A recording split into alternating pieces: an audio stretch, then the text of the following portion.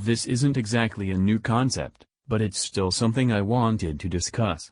The topic of this video is, should every warframe, primes included, come with a single slot specifically made for augments? I personally think it would be a great idea, but there have to be a few changes in order to preserve build diversity, and possibly prevent builds from becoming even more overpowered. 1. If an augment slot becomes reality, it needs to drain your mod capacity rather than increase it, like every mod that isn't an aura. This way, in order to achieve the state of a perfect and strong build with a touch of eternal war, you have to work for it, that is by applying Forma. 2. More augments have to be introduced to the game.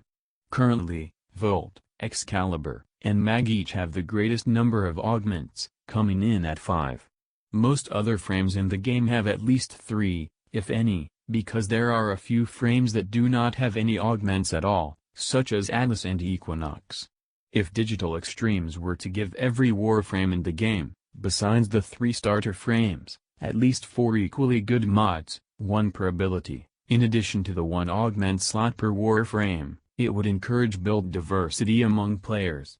If all 4 mods are equal in terms of their power and usability, the players will take the augment that will improve the ability they use the most, or the augment that will be the most beneficial to the team.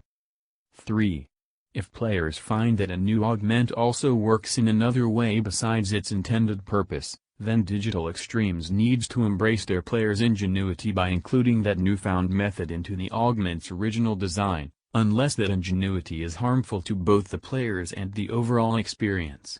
I know I'm not the only one who remembers the greedy pull nerf. 4.